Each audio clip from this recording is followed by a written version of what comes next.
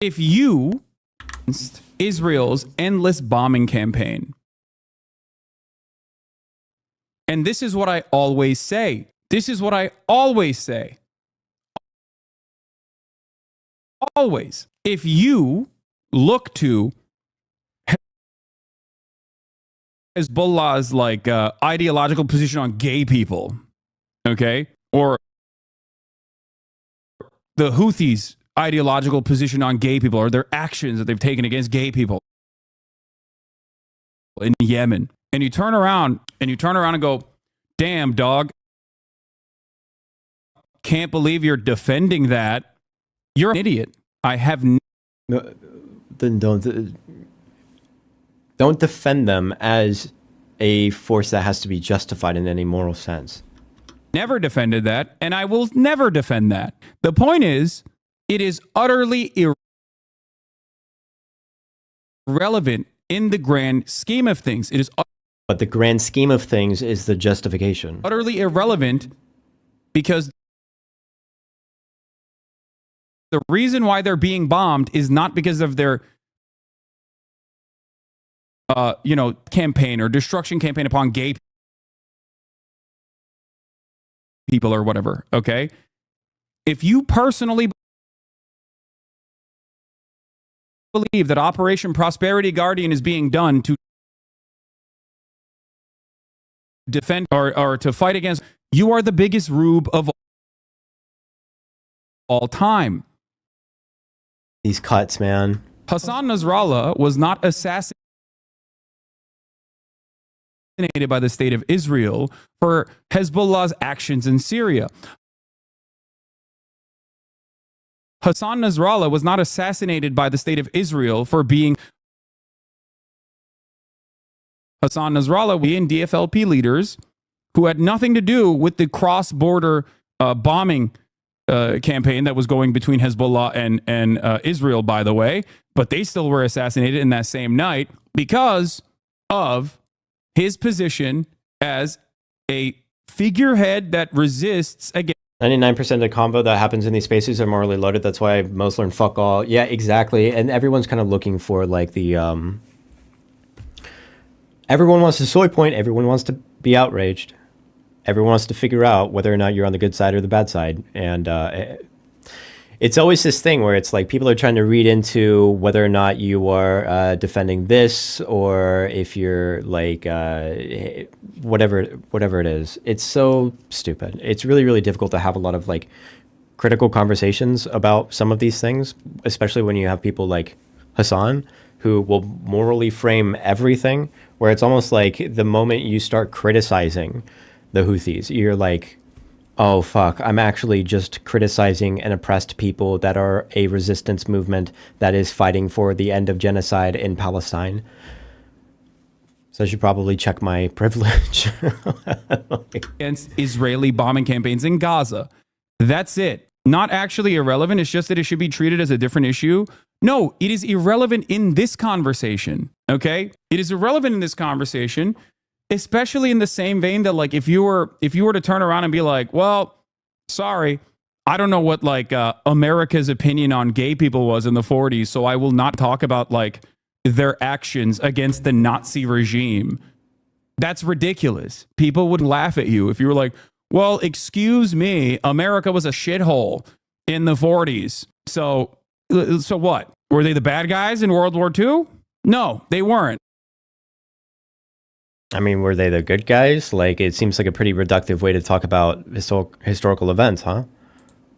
The only reason why people bring this shit up in conversations like this is the exact same reason over and over again. They did this with the Taliban. Like, I'm not a fan of the Taliban. What are you, stupid? It's to justify permanent occupation. That's it. It is a way to try and be like, well, they're bad guys too. It's like, yeah, sure. Are you fixing it? Or are we the big bad? Yeah, it's like saying, are you fixing British sterilized gay people so they actually were the bad guys in World War II. America was a regime during the 30s and 40s. Stalin was a conservative opportunist who was responsible for Holodomor. The British Empire was doing colonialism for many decades leading up to World War II and during World War II. The Nazis were such an insane evil that the Allies are very clearly and correctly viewed as the good guys. Context matters. Exactly. And yet, I couldn't understand No, Stalin did have conservative leanings. Let's be real, okay? Calm down. Conservative leanings is one way to put it. That's one way to describe a fascist, yeah. Like, God damn. He did. He had a lot of right opinions, especially within the framework of World War II, and he also wasn't the best. Wasn't the best governor. Not the best ally. Yeah. Okay. I don't think that is a. I don't think that is a controversial take. See, the reason why we can have this conversation, however, is because now we are having this conversation within the historical framework. Okay. Yeah, they did. They chemically castrated Turing because he was gay, the guy who pretty much saved the war. I know. So anyway, the example I like to use is how Florida has that law that says they have to teach slavery, had some upsides, but you won't hear me saying they deserve Milton. Exactly. Let's continue. Yeah, I mean, look, there was value. There's a lot of stuff going on. And some of their tactics I found were valuable, right? Like somebody is at least trying to inhibit and make Israel pay a price that's associated with their it seemed like attacks. the only people fighting for them. Yeah. Right. Yeah. I totally But at get the that. same time, It's like BDS. at the same time, you're exacerbating at one point the starvation in Sudan.